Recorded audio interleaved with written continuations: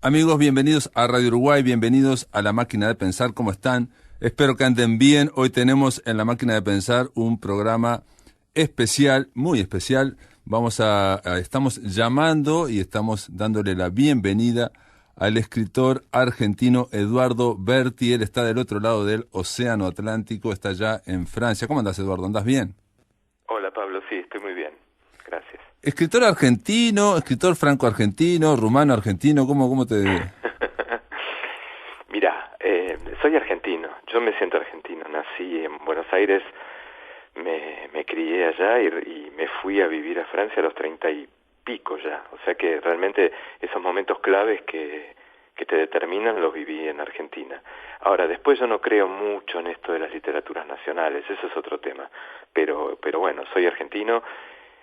Mi viejo era rumano, de ahí tu comentario, supongo. Uh-huh. Y bueno, y vivo en Francia hace tiempo. Escribí un libro y algunos textos en francés. Me resultó súper interesante como experiencia, y lo voy a seguir haciendo tal vez, pero no significa que abandono el castellano. Sigo escribiendo en castellano, es el idioma en el que sueño todavía. Bueno, pero vos sabés que me acuerdo que, por ejemplo, Max Au decía que él también era francés, hijo de alemanes, criado en Valencia, y él decía una frase que a mí siempre me llamó la atención, que decía: uno es de donde ha hecho el bachillerato. Y sí, yo creo que el bachillerato, la infancia, hay un momento de la vida que me parece que te determina mucho. Pero sí, es un escritor que a mí me interesa mucho, Max Aub, y además con el que, por esas historias de mudanzas y de orígenes y diversos, me identifico también, sí. Bueno, en ese caso, digamos, y hay otros casos, porque aparte, en el caso de Max Aub, no solamente hijo de alemanes, nació en Francia, a veces crió en Valencia, sino que vivió la mayor parte de su vida después en México. Sí. Hay una transhumancia y hay entrar y salir de... Por eso decías lo de las literaturas nacionales, de no creer demasiado en que la literatura coincida con el espacio aéreo. Sí, yo creo más yo siento que en el fondo mi patria son dos, si se puede llamar así. Una es mi infancia, mis amigos de esos tiempos que siguen siendo amigos y que son los testigos de toda mi vida, y eso contra eso no tiene sentido rebelarse o querer cortar, y no lo haría jamás. Y la otra patria que yo creo que tengo no es tanto mi lengua como mi biblioteca. Yo creo que es más mi biblioteca que mi patria, que mi lengua. Por supuesto que mi lengua es importante, pero creo que mi biblioteca es sobre todo la gran patria. Hay también una línea también argentina, pero que es borgiana, ¿no? Borges, que parece que nos abrió digamos la idea de que en realidad todas las literaturas, podemos sacar de todas las literaturas. Sí, en realidad yo comparo mucho a Borges con lo que en su momento hizo Henry James para Estados Unidos. Uh-huh. Los dos tuvieron una actitud, a mi entender, bastante parecida, y además dijeron cosas parecidas. Y es más, hasta tienen historias de vida parecidas, porque los dos pasaron por Ginebra, ¿no? Por Suiza, cuando eran chicos, y tuvieron de parte de los padres una especie de educación cosmopolita en una edad clave, en esa edad un poco de la que hablábamos.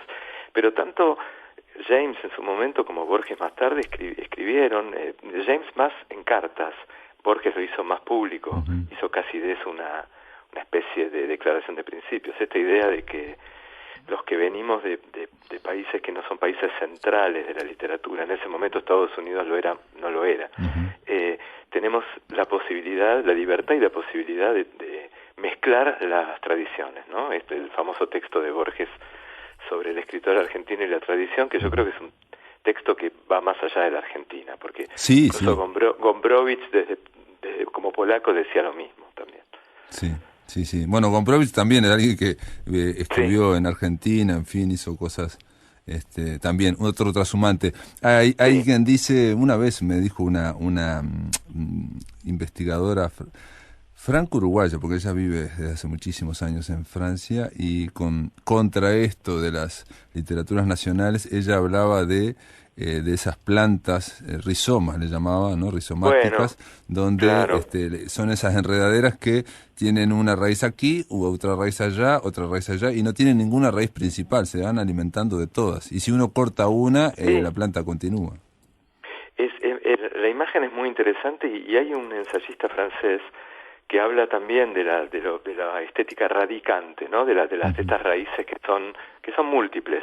No significa que no tenga raíz, pero que no es tan simple, que es más rizomático y no es tanto el eje Claro. único, ¿no? Sí, Yo sí, creo o en donde eso, creo que uno haya nacido, exactamente. sí, pero yo creo que en general el mundo está tendiendo cada vez más a eso, y eso no significa que todos nos volvamos un híbrido sin origen. Yo creo que los orígenes están, pero que no son puros, y me parece interesante porque creo que el discurso de los nacionalismos puros no es bueno en nada, ni en la política ni en la convivencia social después tampoco. Ahora, Eduardo, en tu caso, viviste en Argentina, después pasaste por París, después fuiste un Sí, poco a España también en algún momento, ¿no? Después volviste a sí, Buenos Aires, después volviste sí, a Francia. a Francia. La pregunta sería si tiene que ver esta actitud tuya, digamos, frente a la escritura con esos traslados de domicilio o no, o digamos alguien que no se traslade de domicilio. El propio Borges dijo en un momento: por favor no hagas una biografía, se lo dijo a Emir Rodríguez Monegal, que no sea un inventario de domicilios, ¿no? Claro, Porque claro. Bueno, lo importante está en otro lado. Pero en tu caso, digamos, sí. ¿tu actitud viene dada por eso o no? Yo creo que viene de antes, que viene del extrañamiento que yo viví a través de tener un padre extranjero. Yo hablo bastante de eso justamente en una novela que escribí donde mezclo cosas, pero hablo básicamente de mi viejo y hablo también de un poco de Joseph Conrad, pero no tanto como escritor, sino un poco el Conrad en la vida cotidiana. Yo crecí con una especie de, salvando las diferencias, pero con una especie de Conrad en mi casa, es decir, con un extranjero que era mi padre, que se había un poco reinventado una nueva vida en Argentina. Y entonces, claro, en casa se escuchaba cosas de música muy mezcladas, había libros muy mezclados. Mi viejo no era un gran tanguero, escuchaba música muy mezclada, leía de todo. Entonces creo que me eduqué en esa especie de mezcla. Y mucho antes de imaginarme que me iba a vivir a otro país, porque yo ni me lo imaginaba, cuando a fines de los años 80, cuando tenía 20 y pocos, en Argentina no me imaginaba que me iba a vivir a otro lado, pero la primera novela que yo escribí transcurría en una especie de ciudad inventada o de un país imaginado que era una especie de Portugal mitad real y mitad fantástico. Entonces eso siempre estuvo, me parece, siempre estuvo. Me parece que la decisión de irme no fue decisiva, no es que lo que yo hago o mi manera de escribir o mi manera incluso de ver las cosas viene de haberme ido, sino que al revés casi, tal vez se podría decir. Okay. No, lo pregunto porque, digamos, aquellos que nos están escuchando pueden pensar que ahora vamos a hablar de tu forma de abordar la literatura o la escritura, que podría venir, digamos, de esa traslación o de esos, obviamente, orígenes.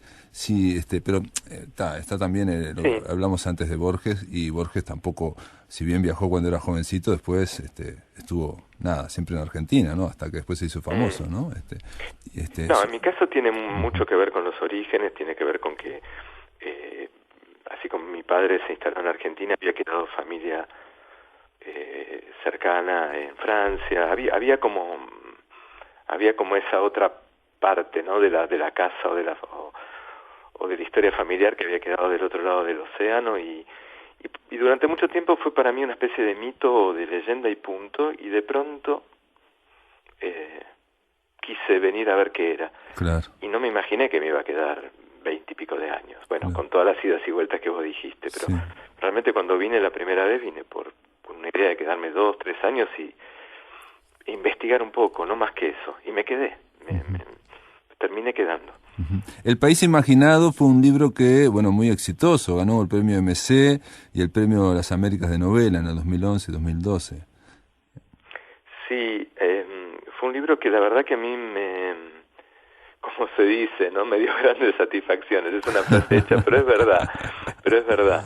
Y además lo que a mí me gustó en el caso de los 2 premios que recibió este libro fue que los 2 premios, los jurados eran escritores, colegas, que yo la verdad que admiro y admiraba y sigo admirando mucho. Entonces eso también es una alegría. Cuando los que te premian son escritores que te gusta, que respetas, que admiras. Y sí, es una novela que además después salió publicada en España.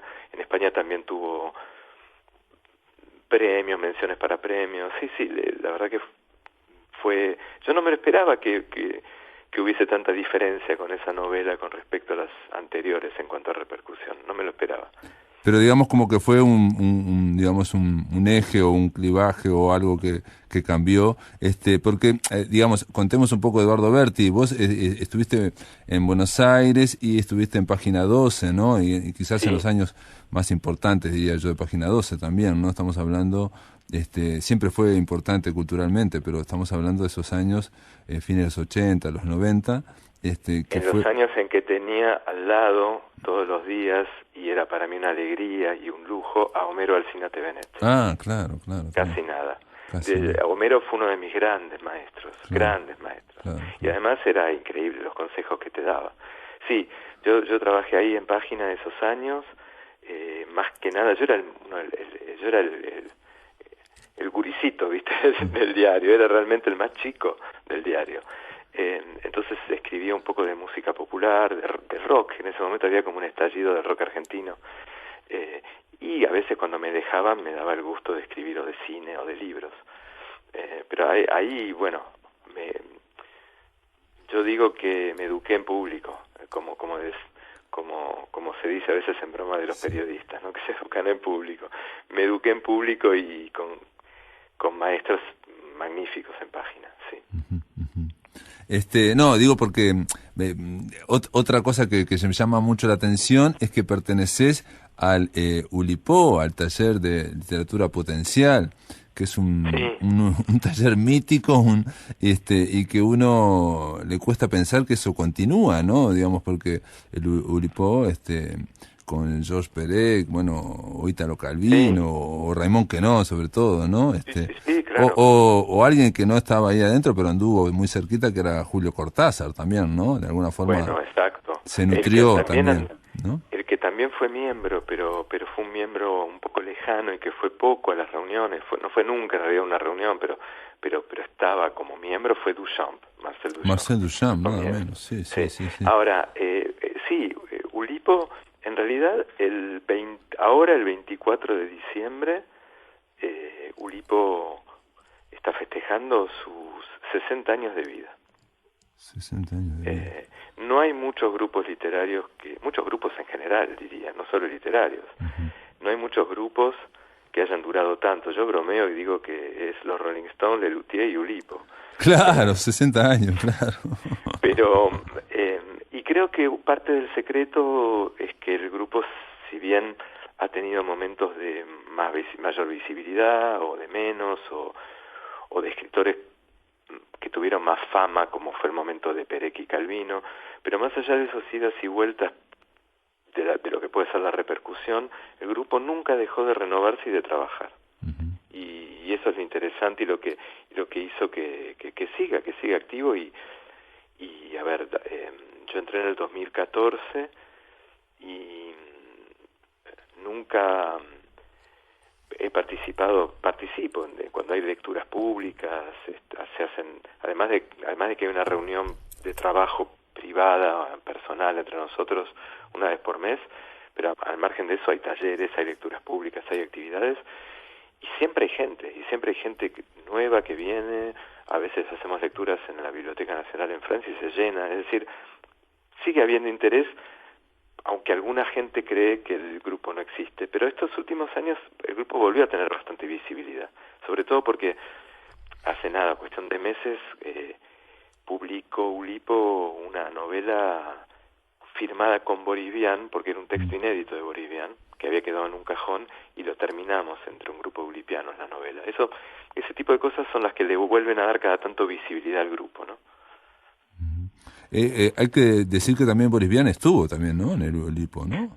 Sí. Boris Vian no estuvo porque Boris Vian muere en el 59 y Oulipo se funda en el 60, pero tenía todos los boletos para ser oulipiano. Si no hubiese muerto joven como murió, hubiese sido sin duda oulipiano, y es un escritor que Oulipo siempre ha reivindicado. Oulipo siempre habla como de los plagiarios por anticipación, o sea, los que fueron oulipianos, tipo Raymond Roussel, escritores que fueron oulipianos antes de que existiera Oulipo. Y Boris Vian está en esa lista, además de que era un gran amigo de todos los fundadores, ¿no?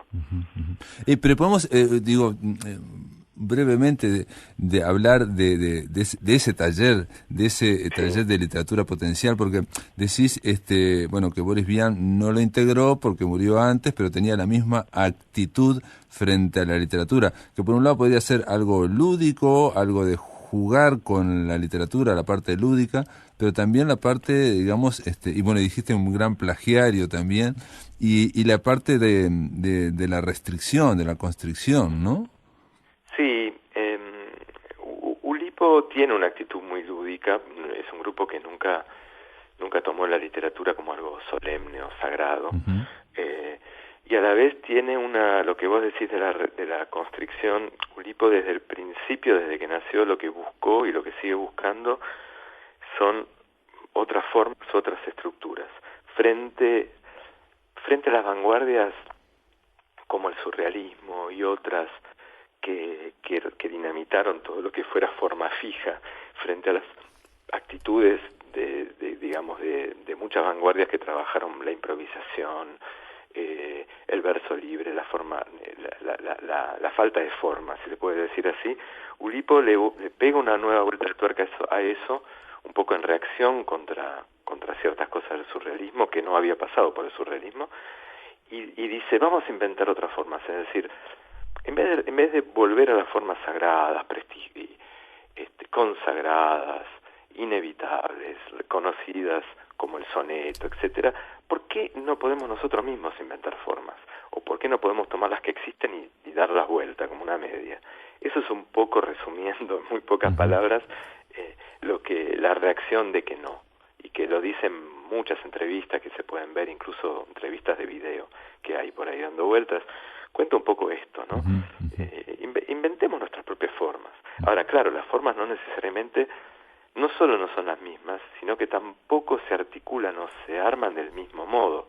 No necesariamente son formas que tienen que ver con la rima al final del verso o con las reglas habituales.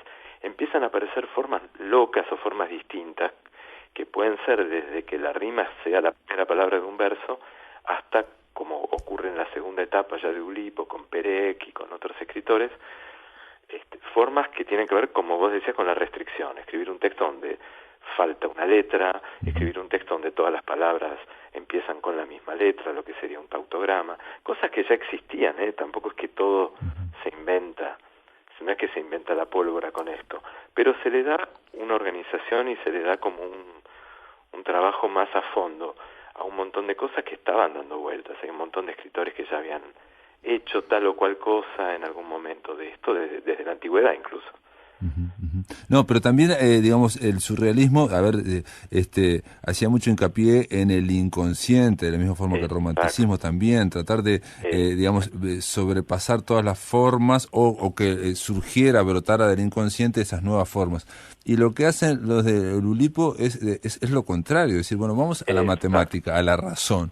Porque si vos exacerbás un aspecto, como puede ser la razón, ¿no? O la razón matemática, también vas a llegar a otras partes, ¿no? No quiere decir que te vas a fosilizar o algo así, ¿no? Y en el sentido de poner, en principio parece algo racional o muy frío. Vamos a sacar la letra más común, más abundante en el francés, por ejemplo, y vamos a hacer una novela sin esa letra. y sin que nadie se dé cuenta y sin decirlo, ¿no? O sea, porque Sí. una cosa de estas restricciones es que no se dicen estas constricciones. Bueno, en Vos realidad, lees y ves que algo te está sonando algo sí. diferente, pero no sabes exactamente qué. En realidad, esto también es interesante. Primero, lo que acabas de decir es absolutamente cierto y es clave. Eso no quiere decir que no haya puntos de contacto entre el surrealismo y Oulipo. Por ejemplo, ciertas cosas que hizo Michel Leiris jugando con las palabras, ciertas cosas que hizo Robert Desnos cuando agarraba los lugares comunes del idioma y con el antónimo los daba vuelta. Ese tipo de cosas Oulipo las retomó, porque ahí hay como una fórmula, si se puede decir, ¿no? Se puede decir así. Pero lo que vos decís es totalmente cierto. Ahora, con respecto a que si se dicen o no los métodos usados, eso también es una diferencia con el surrealismo. En el surrealismo estaba el Papa o el Pope, que era Bretón, que era él quien decidía cómo se hacían las cosas, y si no le gustaba cómo se hacían, como otros estaban haciendo las cosas, los expulsaba. O casualidad, la mayoría de los expulsados por Bretón son los que podrían haber sido ulipianos o son más cerca de Oulipo, lo cual ya había casi como un cisma ahí que se estaba dando, y que no, Desnos, Leiris, toda la gente que hacía cosas con un poquito más de forma autoconsciente, que fue la expulsada de alguna manera por Bretón, ya venía armando algo parecido. Pero lo que yo quería decir es que al no haber un verticalismo tan fuerte, en realidad cada uno hace lo que quiere. Hay escritores que no anuncian nada. Perec, por ejemplo, cuando publicó La Disparición, que es la famosa novela que no tenía la letra E, en la primera edición del libro no había una sola indicación, a tal punto que críticos literarios, libreros, grandes lectores, editores mismos, leyeron la novela y no se avivaron, no se dieron cuenta de que faltaba la E. Pero hay otros escritores que sí, que lo ponen en el peritexto, que lo meten adentro, en un guiño, que lo meten explícitamente en una especie de nota al comienzo. En eso también Oulipo es muy flexible. Hubo 41 ulipianos en toda la historia y hay 41 maneras y más de ser ulipiano, y muchas más que vamos a descubrir en el futuro, espero. Claro. Sí, se trata de una actitud, digamos, lúdica y lúdica en el sentido de eso, de tratar de jugar, pero también en ese juego obviamente va a surgir, como siempre surge de la creación, cosas del inconsciente, obviamente, ¿no? Porque bueno, sí, es una dialéctica. El ejemplo de La Disparición de Perec es muy interesante, porque después de la muerte de Perec apareció un crítico muy especialista en Perec diciendo que en realidad escribir una novela cine, que en francés se pronuncia sans eux, quiere decir escribir una novela sin ellos, que en francés se pronuncia exactamente igual, sans eux, y que en el fondo Perec está hablando de la ausencia de su padre y de su madre muertos durante el nazismo. Y no es tirado de los pelos, porque es el tema que aparece siempre en Perec, pero nadie lo había visto hasta ese momento con esa claridad. Y ocurre que estas formas liberan un montón de cosas, liberan mucho, porque uno está tan pendiente a veces de la forma que aparecen cosas, y además uno sale de los mecanismos de escritura automáticos. Exacto. Sale del automatismo de tratar de tomar el lenguaje como algo, digamos, transparente que la mente o la razón puede ir construyendo. Si a la mente, a la razón le pones una constricción, tiene que estar pensando en esa constricción y, bueno, claro, por otro lado va surgiendo cosas mucho más profundas, pero el propio escritor está... Es algo medio contradictorio, ¿no? Que con una constricción, con una restricción, se vaya liberando otra parte de la mente, ¿no? Parece contradictorio, pero a la vez, yo siempre doy el mismo ejemplo. Uno de los grandes emblemas de los poemas llenos de sentimientos son los sonetos, y los sonetos están llenos también de reglas. Es decir, yo no creo que haya tanta contradicción. A mí personalmente lo que me interesa también es cuando entre la forma o entre la constricción y el contenido, por decirlo de alguna manera, hay algún eco. A mí me gusta. Me parece que es interesante y es algo que, de nuevo, una vez más, no es una regla, en Oulipo no hay reglas, pero es una cosa que hemos conversado mucho entre nosotros y que hemos visto que ocurre, ¿no? Que muchas veces la forma y el contenido tienen que ver. Yo, por ejemplo, hace poco escribí un texto yo hablo francés con acento, obviamente. Sí. Te imaginarás. Te puedo pedir que para hacer una breve pausa y me lo contás, claro. inmediatamente después de la tanda. Claro. Amigos, estamos conversando con Eduardo Berti, escritor argentino, vive allá en Francia, integra el Ulipo, y después de la pausa seguimos aquí en La Máquina de Pensar a ver qué nos tiene para contar. Amigos, continuamos en La Máquina de Pensar, estamos conversando vía telefónica con Eduardo Berti, él está allá en Francia, al otro lado del océano, y bueno, Eduardo, nos estabas contando en el bloque anterior, que te interrumpí, perdón de nuevo, ibas a contar un cuento, un texto que escribiste no hace tanto y que... Sí, estábamos hablando, yo te estaba diciendo que cuando escribo con algún tipo de constricción o de regla lingüística especial, me gusta que eso tenga como un eco con el tema. Y bueno, yo soy extranjero en Francia, hablo con acento, es irremediable y además es así. Y entonces un día, en broma, dije, bueno, voy a ver si puedo escribir en francés sin acento. Entonces escribí un texto sin acento, es decir, usé todas las palabras del francés que no tienen acento gráfico. O sea, me taché del diccionario todas las palabras que tienen acento, que en francés además hay 3 tipos de acento, ¿no? Sí, grave, claro. agudo y circunflejo. Bueno, quité todas y escribí un texto donde hablo además del tema. El tema es el acento también. Y me obligó a hacer perífrasis, a escribir de otra manera, pero al mismo tiempo, cuando lo leí en voz alta, que lo leí en una reunión de Ulipo, leí 5 minutos y me miraron como diciendo, no hay ninguna constricción. O sea, evidentemente el texto igual sonaba natural, claro, que es un gran desafío. Y eso es interesante, cuando uno se mete una restricción como esta, se impone una restricción como esta, pero aún así logra hacer un texto que suena, que no suena forzado.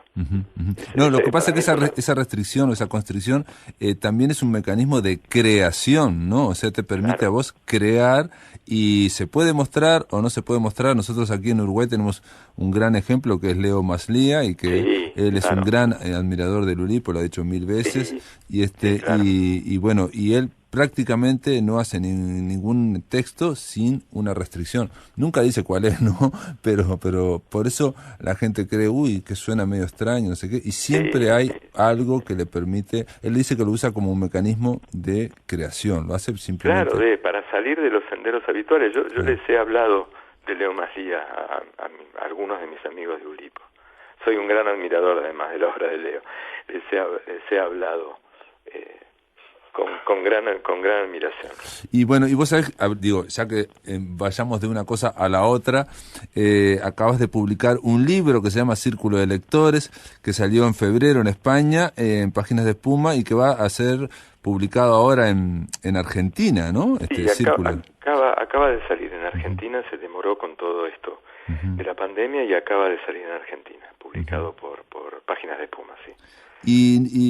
Y te salió el tema de Leo Maslía porque encontré uno de los cuentos o textos de Círculo de Lectores que me hizo acordar a otro texto de Leo Maslía que ni él se acordará, lo leí en una columna de Brecha pero hace muchísimos años, y es uno que se llama El señor Briest, ¿no? Y entonces este hombre empieza así este relato, dice: tan solo desde su más tierna infancia, alemanes autores el señor Briest leía y autores otros no, directamente sus libros ignoraba. Y ahí va explicando por qué está hablando así o por qué escribe así el señor Briest. Y vos sabés que Leo Maslía tiene un texto cortito de hace, reitero, debe ser de los años 90, que se llama... Mirá vos, no sabía, me encanta. Se llama, ¿sabes cómo se llama el texto? Se llama, atención de memoria, eso tendría que confirmarlo, se llama Baton Hiper, porque todo el texto es un hiperbatón, o sea, un trastocamiento del orden habitual de la frase, ¿no? Claro, no es exactamente el señor Briest, no tiene, pero me hizo acordar porque en realidad... Por cómo suena. Cada frase del señor Briest dice: hablar y leer alemán bien, el señor Briest sabía, porque enseñado su padre y su madre se lo habían, y placer grande esto, por cierto, le daba. Esa oración que acabo de decir es un hiperbatón, ¿no? Es claramente... Claro. todas las oraciones están construidas de esta forma, ¿no? Podría seguir leyendo, ¿no? Y sí, en el fondo son hipérbaton, exactamente. Lo que pasa es que la historia detrás, una vez más, hay una forma, otra vez más aparece esto de que hay una idea formal, pero que tiene que ver también con el contenido. El señor Brice se da cuenta de que los traductores de los libros que él compra tradujeron muy bien palabra por palabra, pero que las frases están todavía calcando la forma de la estructura de la frase alemana o germánica, que las frases quedaron sin... como cuando te traducía una máquina mal, que traduce mal, que traduce palabra por palabra. Entonces él lo que hace es comprar los libros traducidos del alemán al castellano, que están escritos así como lo cuenta el cuento, y se pone a enderezar las frases. Entonces todo ese cuento, todo ese caso, porque el libro es mucho como una colección de casos de lectores. No es solo eso, pero una gran parte del libro es como una colección de casos bizarros de lectores raros. Excéntricos, lectores excéntricos. Excéntricos, exacto. Este tiene la excentricidad o el karma de que su labor es como enderezar traducciones que están en hipérbaton finalmente, pero porque vienen del alemán, exactamente. Claro, porque o a nosotros nos suenan en hipérbaton, están construidas en hipérbaton porque él las está tratando de hacer, es un fanático del alemán, y como en Buenos Aires no hay muchos libros en alemán, compra traducidos del alemán y se encuentra con ese problema. Se encuentra con eso, y él los endereza. Él tiene como el libro, al lado tiene el libro que él corrigió y enderezó, exactamente. Claro, él va enderezando. Como un mecánico, es como un mecánico de traducciones del alemán. Sí, lo cual es una locura, ¿no? Pero es muy gracioso, es muy gracioso. Lo mismo, por ejemplo, estos casos de lectores excéntricos, también a su vez, te pregunto, ¿no? Porque yo algunos me di cuenta, otros no, tienen nombres, el señor Briest, el señor Funes, el señor tal, y en el caso, por ejemplo, del señor Funes, ese apellido está unido a un cuento. Funes el Memorioso, digamos. Es imposible casi leer Funes sin no pensar en Funes el Memorioso. Y acá comienza este caso de este lector diciendo: el señor Funes pensaba que se sabía de cabo a rabo todos los libros leídos. Y lo mismo pensaban los demás. Sí, en la mayoría, en la galería, el Círculo de Lectores tiene como varias secciones. Hay algunos cuentos de formato o de extensión un poquito más tradicional. Hay una especie de gran jungla al final de un montón de historias que se entrelazan o se enriedan como si fueran varios periódicos, y después hay como otras secciones, hay una especie de falso manual para ser lector, hay un juego de reescritura, hay muchos juegos de reescritura, sobre todo con textos de Cortázar, pero después hay dos grandes secciones que son como estas galerías de lectores excéntricos, y todos los apellidos de estos lectores excéntricos son como nombres de personajes literarios más o menos conocidos. Claro. Aparece también, hay algunos, por ejemplo, Dinerman viene a la ciudad, que empieza con casos, en este caso es alguien que colecciona lectores, es un coleccionista de lectores excéntricos, ¿no? Sí, exacto. Pero ese cuento o ese texto, ese caso, va como derivando y se convierte en una especie de policial al final, y como muy loco, y me gustó mucho, me hizo reír, y me hizo acordar, no tiene nada que ver, pero a el Nick Carter del Hebrero, cuando uno está leyendo algo y ve que ahí se va para cualquier lado, ¿no? O sea, que la fuerza de la historia hace que todo este planteo muy se empieza a ir para cualquier lado, ¿no? Y es muy gracioso, se convierte. Ese es el único caso, o uno de los pocos casos que están narrados de otra manera. Los otros casos están más presentados como una especie de galería de casos, ¿no? Algunos incluso son más breves, son como de una página y media. Y hay algunos casos que están como narrados de otra manera.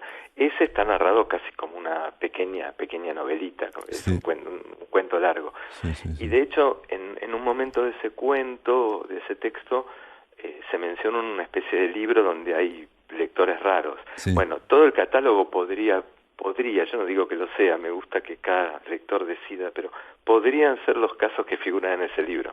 perfectamente. Claro. Incluso a mí me dio la impresión, digo, porque también este libro, por lo menos esta parte, está puesta como, a ver, en Historia Universal de la Infamia, lo que hizo Borges es agarrar casos de la enciclopedia, bueno, los reescribió, ¿no? De célebres infames. En este caso hay una constricción, si se quiere, que es: vamos a hablar de lectores excéntricos. Pero finalmente esa constricción, que se desarrolla muy bien, como dijiste, bueno, digo, podemos hablar de cada uno, y tiene que ver con Shakespeare, tiene que ver con Proust, tiene que ver con Borges, como ya dije, pero en Dinamarca viene a la ciudad, parece que como que comenzó ahí y se empezó a desarticular ese mismo modelo, se empezó a desarticular y se desbordó. Sí, yo quise en algunos casos desbordar un poco, es decir, dos cosas. Por un lado, yo nunca había escrito un libro de cuentos con un tema único, y como lector no soy tampoco un gran fanático de los libros de cuentos que tienen un tema único. Por supuesto, lo digo y pienso que hay, como siempre, hay excepciones maravillosas, pero en general. Entonces quise que eso se compensara, ese tema único, con una gran variedad de formas y una gran variedad de estrategias, ¿no? O sea, cuentos cortos, cuentos largos, cuentos más en un estilo de falsa enciclopedia, lo que vos mencionás de Borges, que es verdad, todo eso viene un poco de las vidas de Marcel Schwab y todo eso. Exacto, sí, vidas imaginarias. Sí. Exacto, las vidas imaginarias. Pero mezclarlo y romperlo al mismo tiempo, ¿no? No quise, ya que el libro tenía un tema muy fuerte, no quise ser preso de una sola forma. Al contrario, me parece que la lectura es, si uno le quiere rendir homenaje a la lectura, que es una de las cosas que hace este libro, lo mejor es hacer un libro que sea variado y que sea divertido en el buen sentido, pero que también sea variado y que te sorprenda, porque me parece que es esa la experiencia de la lectura, ¿no? Cada lectura es distinta, cada lector es distinto, y uno cuando entra en un libro no sabe lo que se va a encontrar. Entonces me parece que hacer un homenaje a través de una serie de textos que se empiecen a volver previsibles, casi que hubiese sido contradictorio. No digo que lo logré, digo que era lo que intenté hacer. No, pero perdón, antes de ir a la tanda, cuando decís que no te gustan los libros de cuentos con un tema, ¿te referís a algo conceptual, esos libros en torno a un concepto? ¿Te referís de cuentos, libros de cuentos? ¿Que te gustan más los libros de cuentos que son heterogéneos, por ejemplo? Ahora estoy pensando en algunos libros del Lebrero, por ejemplo, también, Espacios Libres, por ejemplo. Me gustan mucho los libros de cuentos, en realidad, que tienen 2 o 3 o 4 temas y los van entretejiendo y los van mezclando. Eso me gusta mucho. Pero no cuando, qué sé yo, cuentos de mujeres divorciadas. Sí. No como antología, porque como antología se puede entender, pero de un mismo autor o de una misma autora. Sí. O que hacen en el mismo pueblo, por ejemplo, historias dentro del mismo pueblo. Bueno, eso puede ser más rico, porque hay una unidad de espacio, pero es verdad que dentro de un pueblo tenés todos los géneros que te quieras imaginar. No, es más cuando es una unidad temática.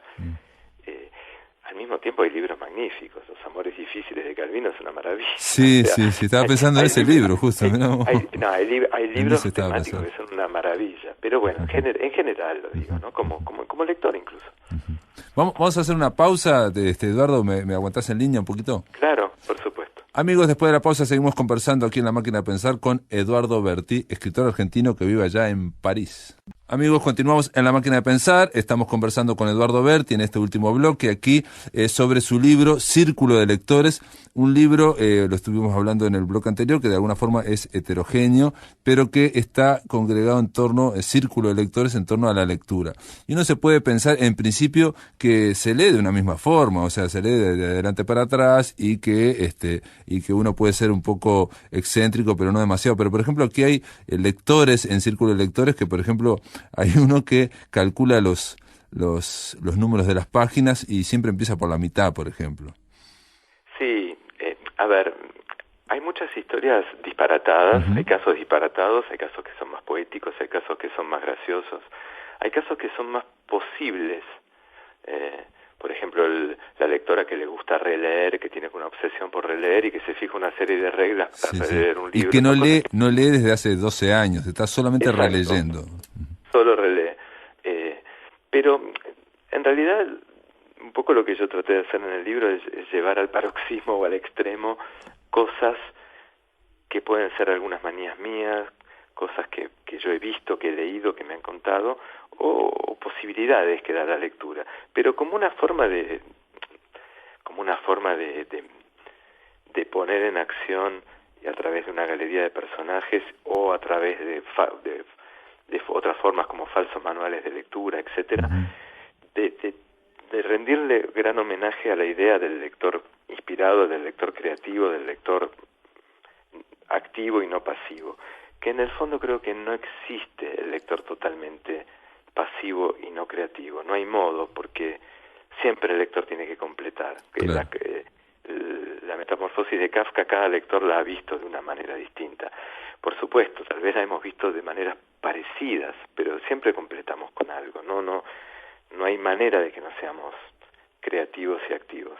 Pero esto, bueno, en este caso son ejemplos más extremos, donde esa creatividad o esa no pasividad va más lejos, ¿no? Es parte de una especie de enfermedad que es la literatura. El epígrafe de este libro, Círculo de Lectores, dice: el lector inspirado es aún más escaso que el autor inspirado. Eso lo saqué de un libro de Jaime Jaramillo Escobar, un escritor colombiano, que tiene un libro magnífico que se llama Método fácil y rápido para ser poeta, al que yo le hago un pequeño guiño de título en el interior de Círculo de Lectores, con un capítulo que se llama Método fácil y rápido para ser lector. Y bueno, y ahí en esa parte, en esa sección del libro, hay como propuestas o recomendaciones o métodos, ejercicios se podría decir para ser lector, que en realidad algunos hasta podrían ser ejercicios de taller de escritura medio psicodélico. Sí, podrían ser, sí, como detonantes para escribir.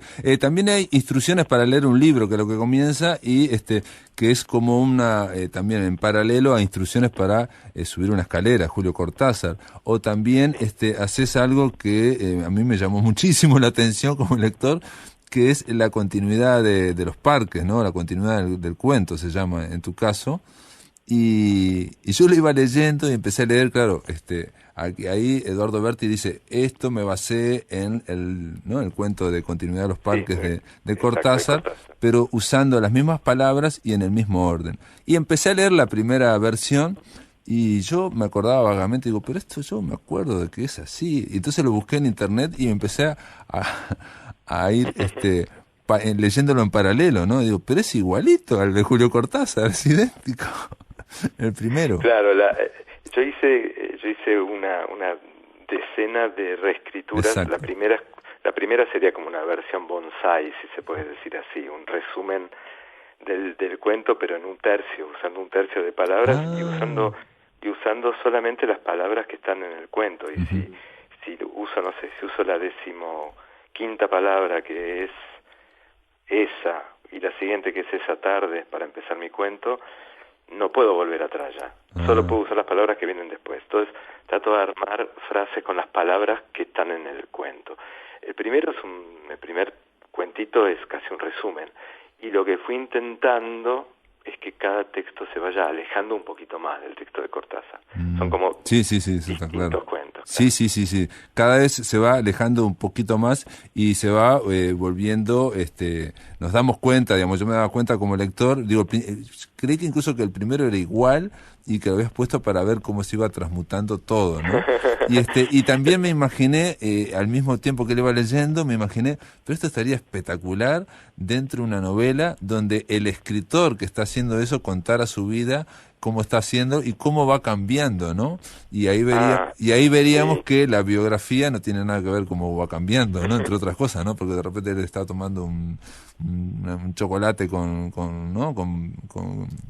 croissants y cambia radicalmente y se termina en un suicidio de repente casi el cuento, ¿no? A mí lo que me pasó es que me puse a jugar con esto hace mucho ya. O sea, es un cuento que uno pensaría y puede decir que tiene cosas muy ulipianas, pero yo empecé a jugar con esto hace como 20 años con esta idea. Es que se nota que hay una obsesión, se nota que hay una obsesión en torno al cuento, sí, se nota. Y cuando lo hice no me di cuenta, después cuando ya estaba haciendo el armado final de Círculo de Lectores, recién ahí me di cuenta que en realidad el cuento narra la muerte de un lector. Exacto. Y que ese lector yo creo que muere porque es muy pasivo. Porque está sentado demasiado cómodo en ese sillón. Y Cortázar insiste con que está demasiado cómodo en ese sillón. Y yo nunca lo había leído de ese modo el cuento. Y lo empecé a leer así hace un tiempo. Porque él insiste con el terciopelo verde. Sí, está demasiado cómodo y muy de espaldas a la puerta. Está muy cómodo.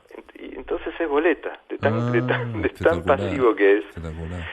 Lo quise leer así en un libro que rinde homenaje al lector activo, por decirlo de algún modo. Pero se nota al reescribir una y otra vez ese cuento con las mismas, digamos, con las mismas palabras, se nota como una obsesión, y también se nota esto, por ejemplo, hallazgos también, ¿no? Digo, yo pensaba diciendo, de haber encontrado en este cuento una y otra, porque es lo que ocurre cuando uno lee una frase o dice en voz alta una frase durante mucho tiempo, va perdiendo el significado primero, ¿no? Después va adquiriendo otro significado, y de repente empiezan a venir cosas de otro lado, ¿no? Que no sabemos bien de dónde vienen. Sí, te pasa lo mismo cuando estás traduciendo un libro, ¿no? Tenés como una proximidad casi que lo estás desarmando.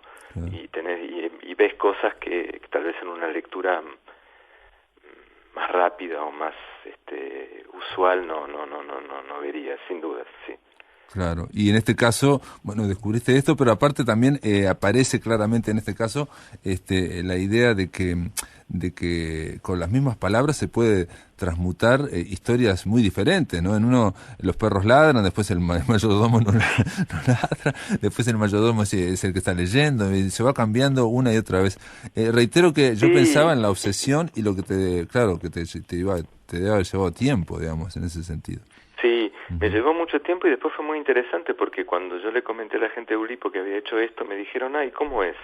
Entonces, inocente de mí, dije, voy a agarrar la traducción francesa y voy a hacer un par para mostrarlo. Claro, no se puede, son otras palabras. No pude armarlo, es imposible armar lo mismo, porque la traducción genera esas palabras sueltas, generan otras cosas.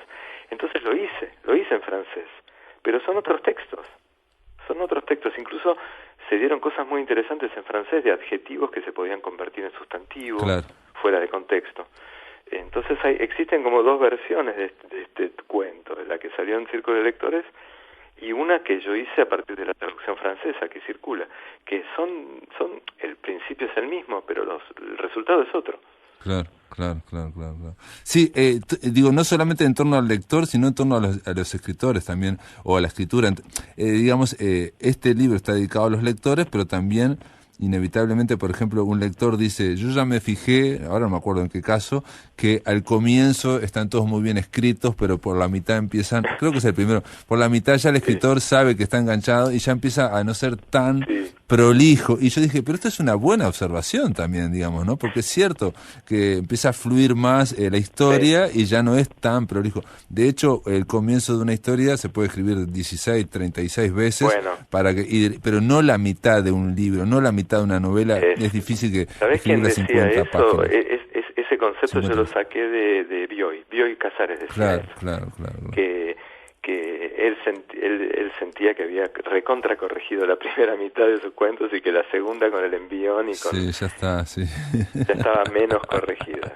Bueno, sobre todo si uno los escribe en orden. Claro. Hay veces que no escribe. Sí. Está bien. Bueno, se nos termina el tiempo, me quedan 2 minutos, pero quería decir también que otro cuento que me encantó y que también habla de todo lo que puede ser en torno a un escritor, en este caso un escritor que se muere y qué pasa con sus herencias, basta mirar con atención, que es la historia de alguien que admira tanto a un escritor que le escribe un cuento igual que un escritor, y bueno, cosas que yo le iba leyendo y que conozco casos en Uruguay de un escritor que murió y que la familia va y que se lo dan a otra persona y esa persona busca y publica finalmente, o va a publicar cuentos inéditos, y alguien se dio cuenta que no, uno de estos cuentos él lo había copiado de otra persona, de un escritor que admiraba, digamos, pero si es un escritor rumano que ella admiraba, nadie lo conocía aquí en Uruguay, y si no hay algún experto, eso va como obra póstuma, ¿no? Como inédito. Cuando ocurren esas cosas, no son muy interesantes porque nos sacuden todas las certezas sobre lo que es lo bueno, lo malo, las instancias de consagración,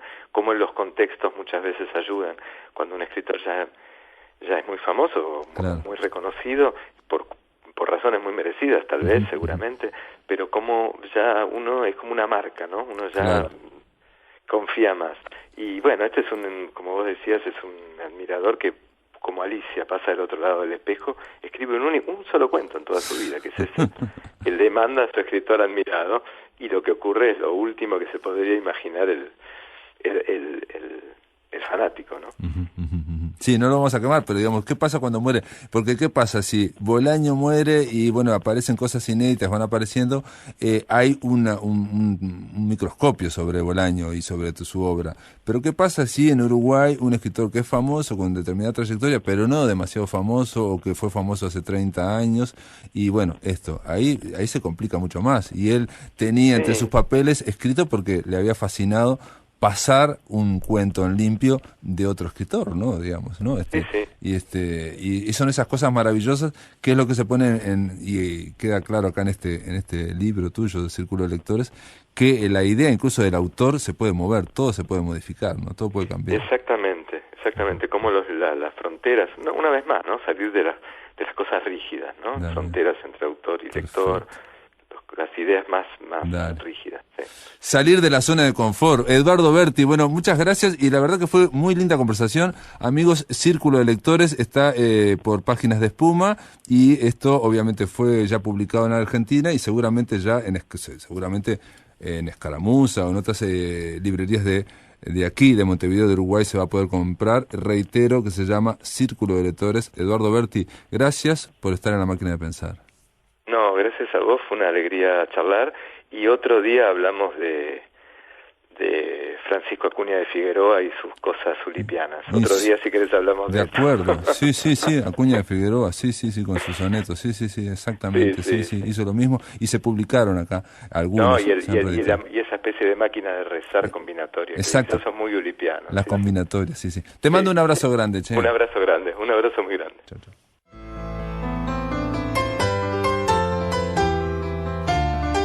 Amigos, espero que les haya interesado. Esto ha sido todo por hoy. Mañana continuamos por Radio Uruguay. Que lo pasen muy, pero muy bien.